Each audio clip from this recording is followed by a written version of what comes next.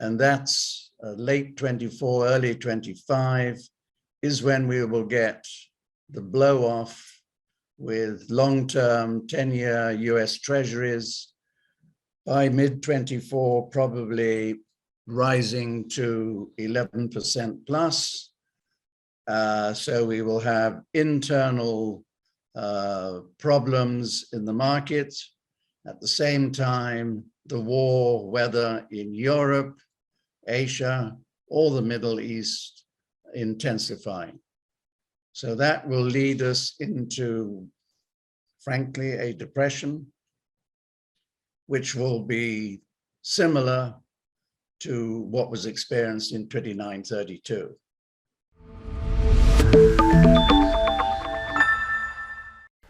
Welcome to Wealthion. I'm Wealthion founder Adam Taggart. Today we hear from Simon Hunt, one of the world's foremost experts on the copper industry. When Simon first appeared on this program back in March, he forecasted that extremely volatile times lay ahead that will be punctuated by fierce rallies and sharp declines, with the overall trend moving from stagflation to deflation.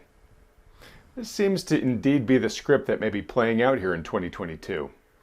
Simon also told us that by 2025, he sees a good chance of the massive pile of trillions in global unserviceable debt will go into default, resulting in an immensely painful economic crisis, potentially a global depression. Now, given that half a year has gone by, we thought we'd check in with Simon to see how his forecast is changing, if at all. Simon, thanks so much for joining us today, all the way from Dubai. Oh, my pleasure. Nice to be back. Well, it's wonderful to have you on the program, Simon. And as I was telling you before we turn the cameras on here, your appearance back in March, that interview has been the most watched video in Wealthion's history. So Wow. Not to put undue pressure on you, but let's see what we can conjure up today. Well, let's see what we have to say. Yeah, we'll see. No pressure though. All right. Well, look, let's begin at the high level. I sort of mentioned there in the intro that we're here to kind of get an update on the future as you see it. So why don't I just sort of start with my general question here, which is, what is your current outlook and assessment of the global economy and financial markets, and maybe with the tweak of, if anything materially has changed since the last time you were on this program that's affecting your outlook? The big change is that we should be focusing on war. As an old wise friend said to me when we were chatting the other day, Simon, we are in World War III. And when you strip out the niceties and see what Washington, London, and Brussels are throwing into Ukraine, not just funds and military equipment, much of which actually never gets there, but the fact from reports that I have that Ukraine's war against Russia is being conducted by American and UK officers somewhere around Kiev. So this is going to have enormous implications for monetary and fiscal policies. First, central banks will have to look at the consequences of war in policy making. Thus, I think it's very likely that with the Fed tightening, less credit going into the system, and with rates rising, that there will be an accident in financial markets. And that will be the excuse for the Fed to stop tightening and to go back by the end of this year, back to QE. Because the focus, although inflation will be having a temporary fall, the focus will be much more on weakness of the economy and the start of rising unemployment and the consequences of war. That will be bound to come into their thinking. So what we see happening is continued falls in a volatile manner of equity markets into, say, the spring of next year. The dollar falls off its peak and will probably fall by something like 13% into the spring. Commodity markets will continue to fall,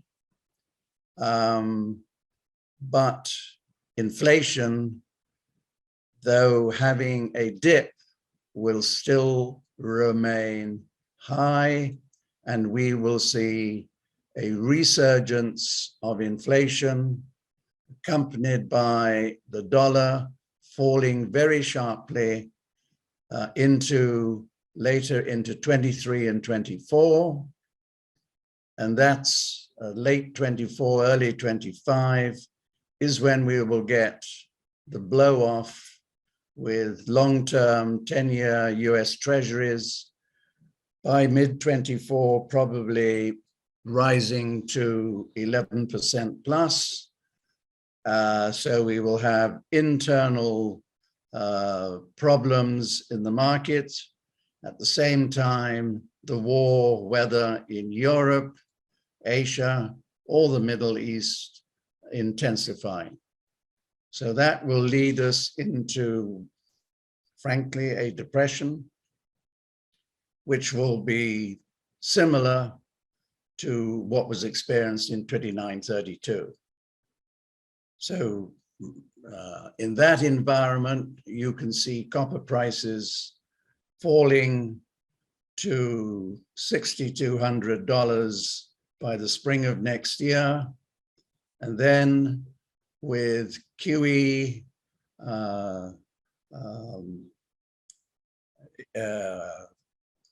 inflation taking off because of oil prices probably reaching $250 in the middle of 2024, and food inflation having a massive resurgence, first because of the drought in Europe, and secondly, in 2024, the US Midwest has a 90-year drought cycle, which was last seen in the 1930s in what was described as the Dust Bowl decade.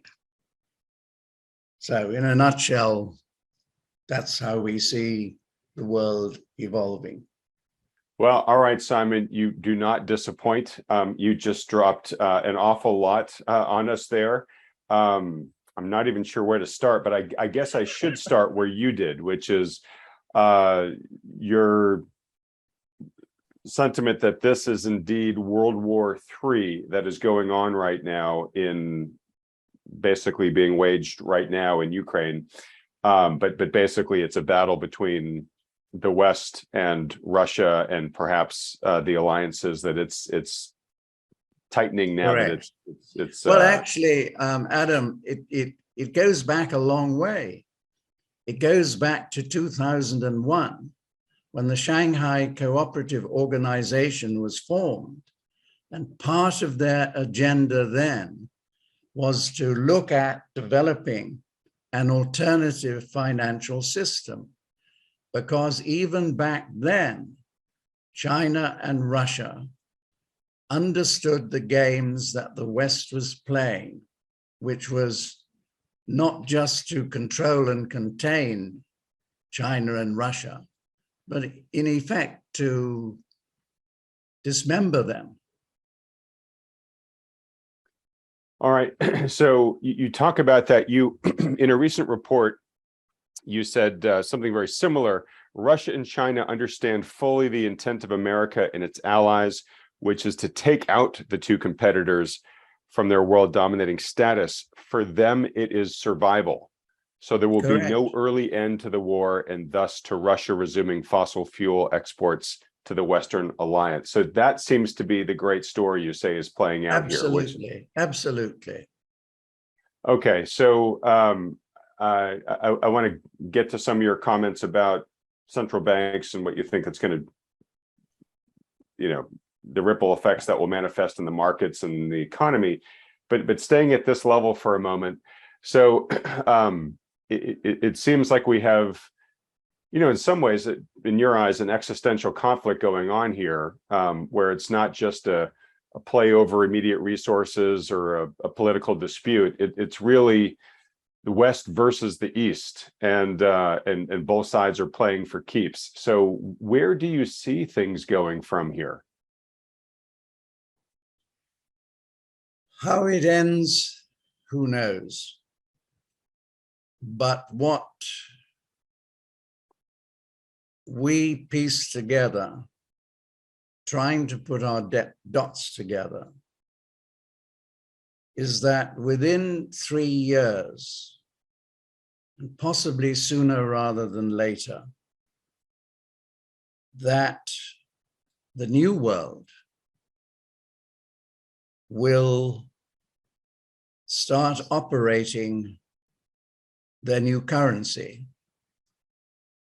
which is linked to 20-odd commodities, but those commodities are not priced in dollars. They are valued in grams of gold. This changes the global balances enormously. I think it is very likely, from my chats in this part of the world, that it won't be long before oil is sold not in dollars, but in some other currency. All right, it's worth repeating for folks watching here that you are based in Dubai, so that you are in the Middle East, you are close to the oil producers. You've spent most of your career in the commodity space. You've got a lot of contacts in China as well. So you're not just a fellow with an opinion, you're somebody with a deep expertise and professional experience dealing with the cultures, countries, et cetera, that you're talking about here. Yeah.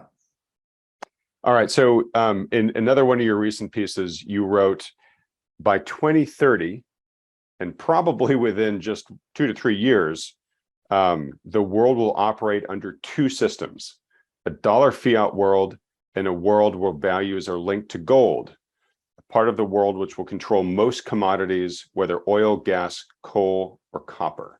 So it seems to be what you were saying there, where we're going to have this sort of global bifurcation where the world isn't going to run on the dollar as the world reserve currency. Part of the world still will, but it sounds like you think that you foresee the East plus Russia part of the world, plus maybe some of the African nations, some of the South American nations, these all commodity producing countries, banding together, creating their own competing monetary system to the dollar reserve currency.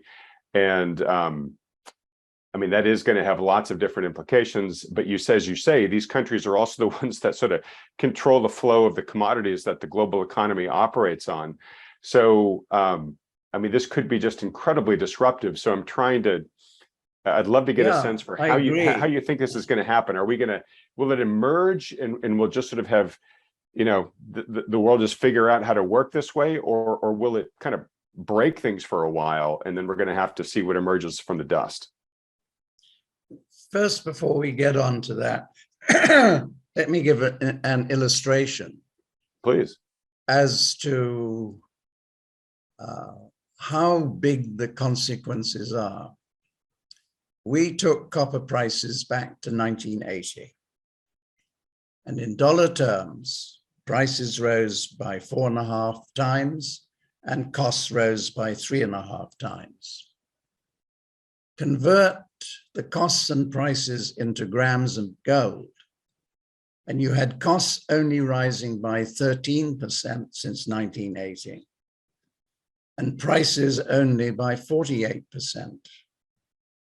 So in effect, what the producers of copper were receiving was a fiat currency. It had nothing to do with the dynamics of the industry. And if you look at a 1980 dollar, today it's only worth 25 cents.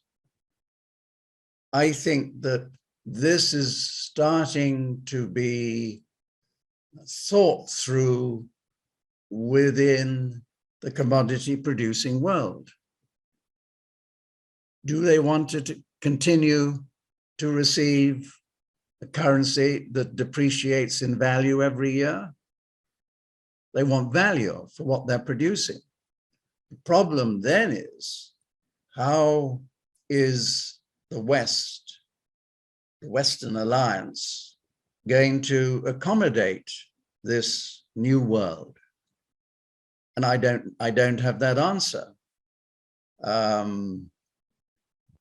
It could well be that the Western Alliance has to go down that route itself. But this is what will happen, I think, during the years of depression, which we foresee starting late 2024 and probably going through into 2027.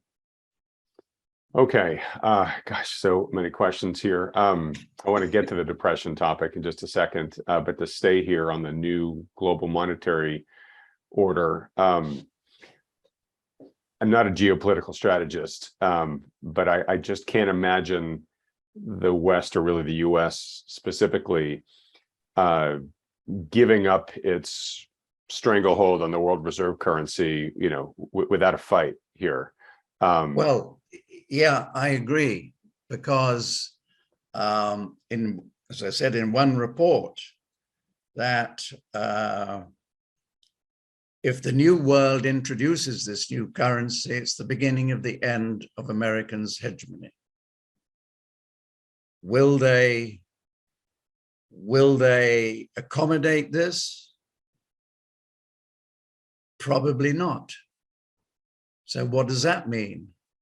It means war.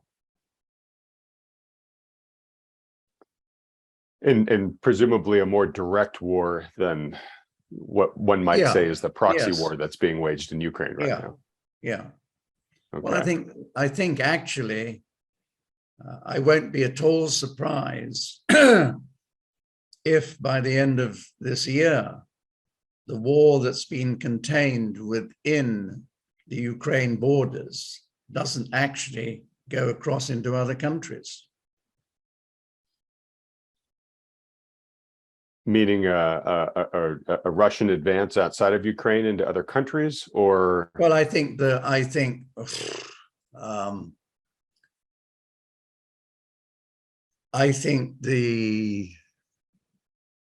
West,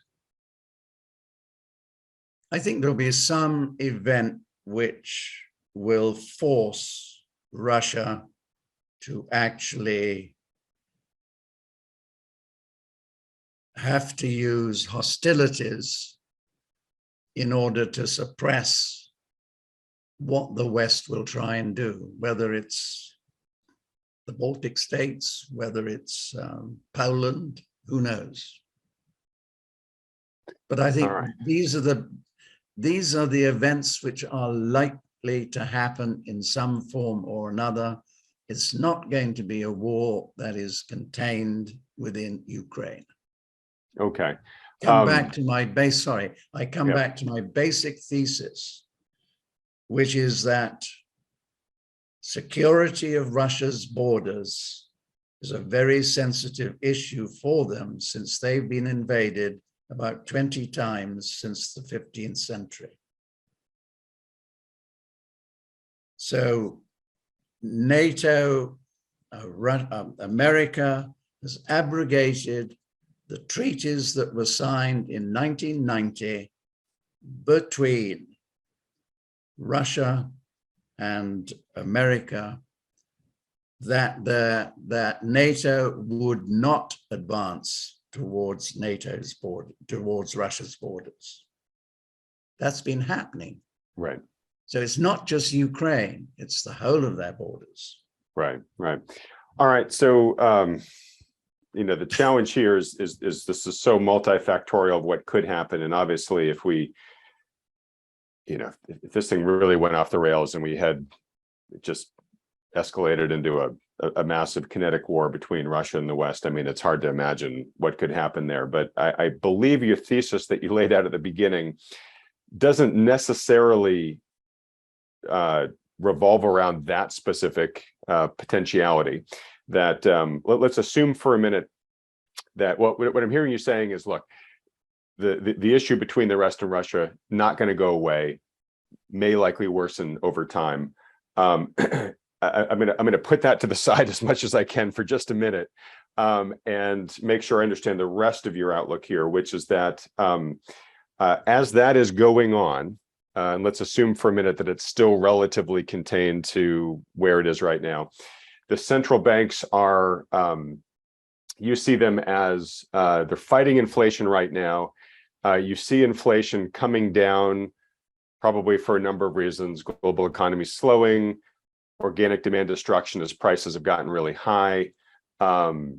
Energy supplies are getting constrained, and that brings down economic activity. The central banks are tightening. That's going to start to bite soon. A whole lot of things are going to begin to start bringing inflation down. It's not going to go away, but it's going to come down. Correct. And at some point, you think they are going to pivot, I guess, to use the common word out there, by saying, okay, we were more concerned about inflation, but now we're more concerned about the recession that we're hurtling into. And then they're gonna pivot back to easing. If things continue to worsen between the West and Russia, maybe they're going to, part of that too is going to be easing so they can fund some of the more militaristic pursuits. Yeah. So if I followed you, and I don't know if I got the dates exactly right, but you see a period, I'm going to say maybe starting sort of end of this year, where the recession really starts to bite. We see market prices go down. We see prices of commodities go down, and then the central banks, they do their pivot. We have maybe a resumption of prices heading back up as we reignite inflation. Correct. You then talked about at some point we hit a blow off top, maybe because of all this and concern about future inflation and whatever. You said you see the U.S. Treasury rates getting up to about 11% or higher. Correct. And then there's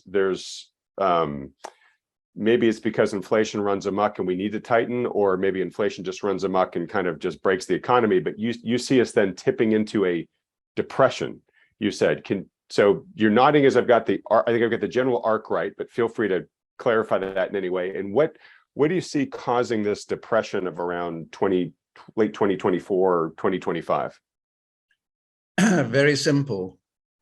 What is 10-year treasuries going to do to the financial markets in America? Yeah, I mean, it's going to break the credit markets. And then on the other side of it, as that happens, the intensity of war is probably going to continue to increase through 2024. So you've got the two things coming together. Okay, so we've got this kind of breakdown of the global economy, right? Caused by high runaway inflation, and then the rates rising in response to that, basically just kind of seizing credit markets, throwing the economy into cardiac arrest. And at the same time, a worsening situation in the tensions between the Western Alliance and everybody else. Okay. Pretty scary outlook here, Simon. And I know that you're calling it as you see it. You're not pushing an agenda here. I was born in Yorkshire, and Yorkshiremen are renowned for saying what they think. All right. Well, look, I want to dig into this a little bit more, but I also should bring up another topic you mentioned here, which was drought. So in the midst of an economic and a geopolitical crisis, it sounds like there's going to be a climate one affecting food supplies and whatnot. Correct. True. Okay. Yeah. And I'm curious. I mean, I know a lot of people are talking about this, but what data are you looking at that give you the confidence that that's going to continue to be one of the big issues here? One of the meteorologists that I follow, who's been very accurate, showing that in 24-25, we get the 90-year Gleisberg cycle coming in. And the last time we saw that in the 1930s was when we had the Dust Bowl. Okay. This hits the US Midwest, which is a huge producer of agricultural products. Okay, so somebody might be watching this video and saying, oh my gosh, this sounds almost apocalyptic. I do have in my notes from our last conversation that you did sort of end on a degree of positivity, saying that, at least back when we talked in March, you saw sort of some hope that after we make it through this depressionary era, that there was sort of a chance to rebuild in a more sane way, or bring the economy back to life in a way where maybe we've moved on from some of the biggest abuses and excesses that led us to this place in the first place. Do you still have any sort of, Yeah, I think it depends upon American politics. Who wins the election in 2024? Okay, and I presume the sentiment there is sort of whatever the leadership of America decides, that's still going to drive much of the action on the world stage. Yeah. Okay. All right. Well, look, I think the question on most people's minds right now is, okay, how do I try to make it through the next couple of years without getting completely wiped out, or impacted by the events that Simon's predicting here? So I do want to get to that in just a minute.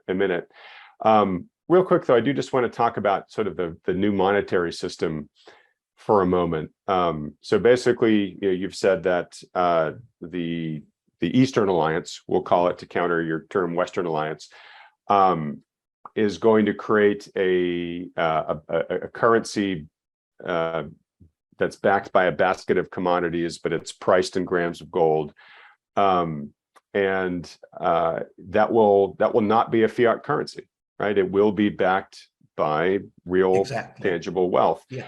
And so we haven't had a world non-fiat currency for a while now. Yeah. Most major currencies around the world right now, in fact, probably all of them that I know of are fiat based. There's a term called Gresham's law when it comes to money, which is that basically bad money chases out good money. People want to hold on to the currency that actually has real worth, and they want to spend the currency they think has less value. So I can imagine in this new, more bifurcated system, there'd probably be extreme demand for the backed currency, and people would want to be getting rid of their fiat currency for as long as they could get away with it to exchange it for the new one. Is that sort of the dynamic you see here? Yeah, I do. Quite exactly how it's going to work, it's too early days to work out. Three of us are actually putting a paper together on it.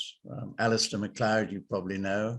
Yeah, I interviewed him on this channel a week ago, 2 weeks ago. And my Chilean mining friends, plus mining, and myself, hopefully we will have the report out by the middle of November. because from a copper point of view or any metal point of view, it's the consequences are just so humongous. And then you add it into what are the oil producers going to do? And I think the oil producers, it won't be long before they say, why should we be receiving depreciating dollars all the time? So I think it's going to be a major, major change in the world system. Okay, and I just want to note for folks, probably most viewers know this, but some may not. You know, we've seen examples of this in relatively recent history. So folks maybe know to a certain extent that the U.S. dollar used to be backed by gold, you know, in some way, shape, or form, and that was severed by Richard Nixon in the early 70s. And the main reason he did that is because to fund the Vietnam War and a lot of what was going on at the time, the U.S. and running out of gold. Yeah, well, the U.S. was spending money, more money than it had gold to back it, and other nations woke up to this. I think France in particular, and started demanding delivery of gold in exchange for the dollars that they held. And very quickly, the U.S. realized we're going to be out of gold really quickly, and so Nixon did what's called slamming the gold window shut, right? And you're basically saying once the world is faced with a choice again, it'll say, well, I can take these fast depreciating fiat dollars, or I can take something that's backed by something real. And logic dictates they'll highly likely choose the latter. Just to go back to a comment you just made there, you said the impacts will be tremendous for the copper market. And all metal markets, all commodity all metal markets, yeah. but I want to dig into that with you just to understand what you meant by that. Is it because there'll be greater monetary demand for these metals now, and so that's going to move their prices up, or is it because the producers want this new currency? Or when you said it's going to be tremendous, what exactly were you talking about there? Well, if you look back to what's happened since 1980, your costs of production are virtually flat.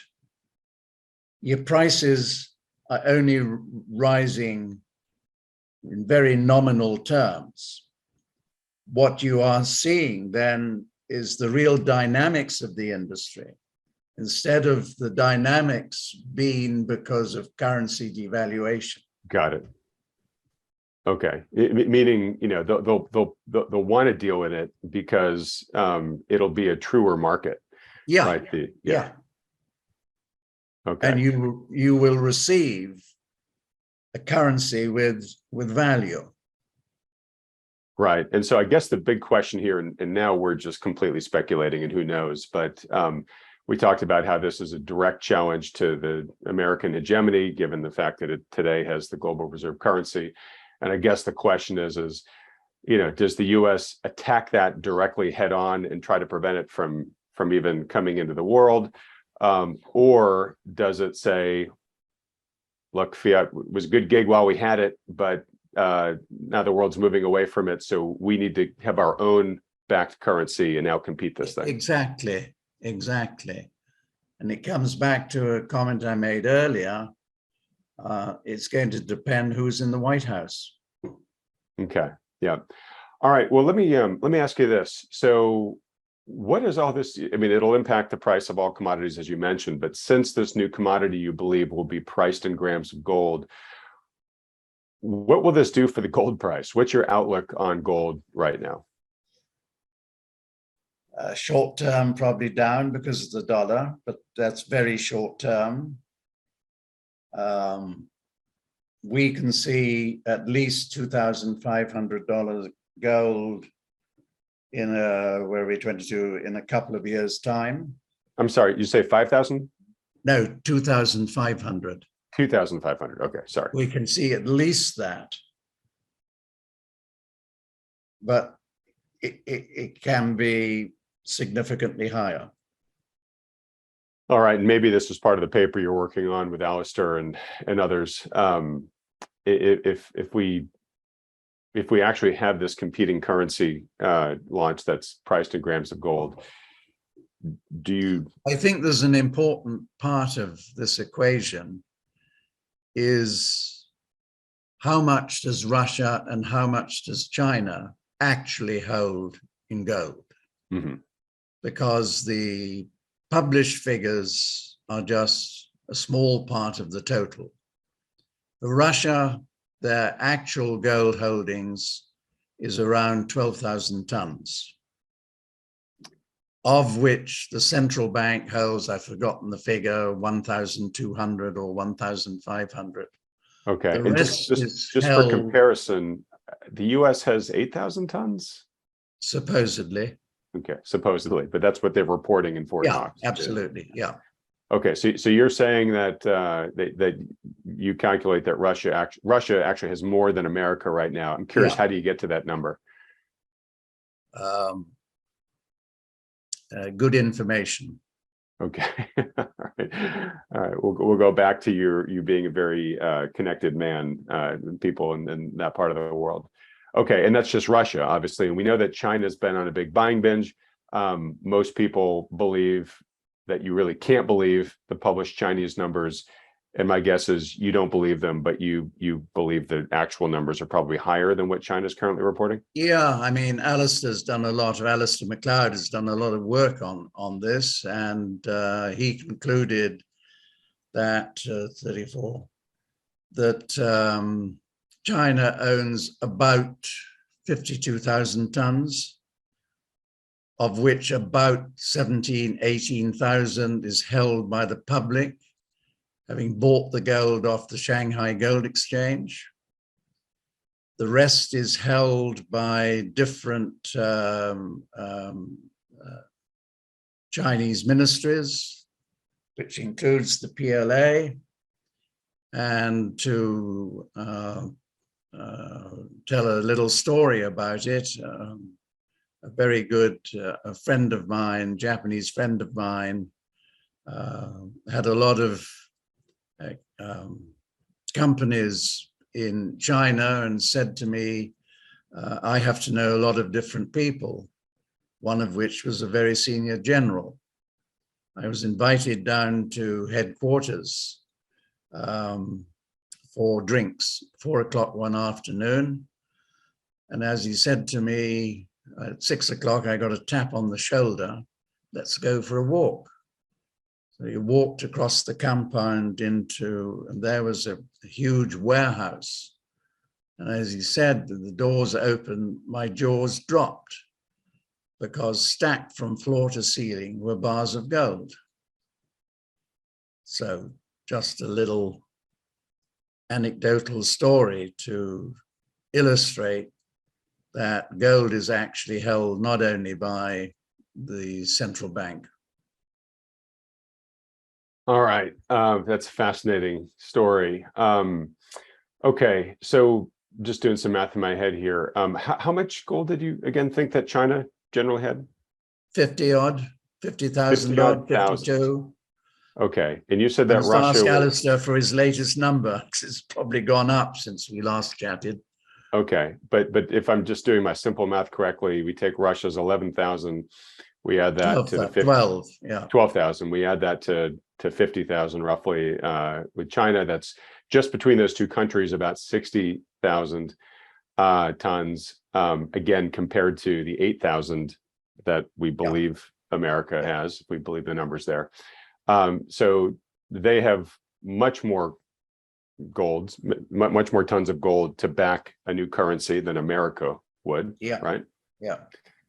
All right. I was going to go back and ask my question of, do you think that if gold truly became money again on the global scale, would that take the 2,500 an ounce you think we could have in a couple of years and catapult it to some crazy high number?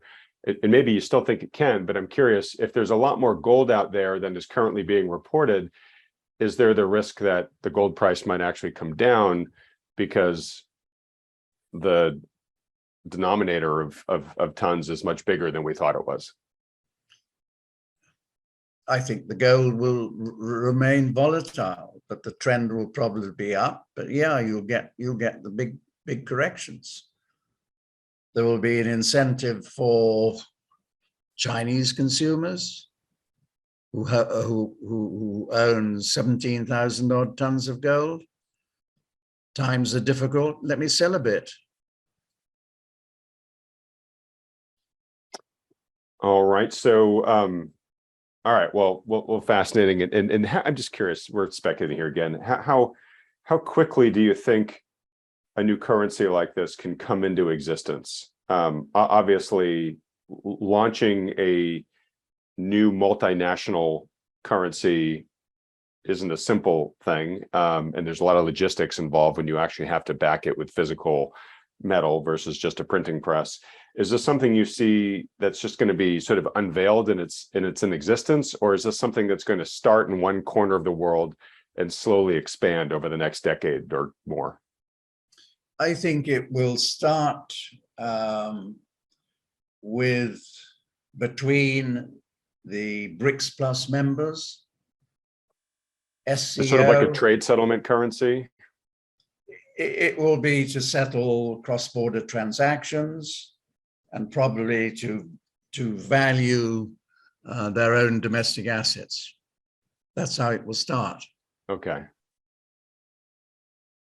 And when?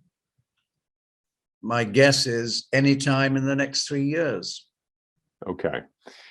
And obviously, probably likely influenced by what happens between the Western Alliance and Russia, because right now, at least, we've provided incentive for the Eastern Bloc to accelerate its de-dollarization issues. Yeah. Right. Yeah. All right. Okay. So let's get to the question of the hour here, which is, you've talked about war. You've talked about runaway inflation. You've talked about just absolutely crushing cost of debt. You've talked about depression and then drought. For prudent investors that are concerned by that outlook and would very much like to not become collateral damage along the way, what type of advice do you have for them? Are there certain types of assets that you think are good to hold at each one of these phases? For example, I might think you might say in the short term, holding cash is a pretty good idea, but you might want to get out of it as soon as the pivot comes along. I don't want to put words in your mouth, but you tell me. Yeah, let me answer the question a slightly different way. I think our interview with Simon will continue over in part 2, which will be released on this channel tomorrow as soon as we're finished editing it. To be notified when it comes out, subscribe to this channel if you haven't already by clicking on the subscribe button below, as well as that little bell icon right next to it. And be sure to hit the like button too while you're down there. And remember, we're continuing our new practice of publishing my top takeaways from these weekly interviews. To get mine from this interview with Simon for free, just go to wealthion.com/AdamsNotes. And finally, if the challenging macro outlook that Simon's detailed in this interview has you feeling a little vulnerable about the prospects for your wealth, then consider scheduling a free, no strings attached portfolio review by a financial advisor who can help manage your wealth, keeping in mind the trends and risks that Simon has mentioned here. Just go to wealthion.com and we'll help set one up for you. Okay, I'll see you next in part 2 of our interview with Simon Hunt.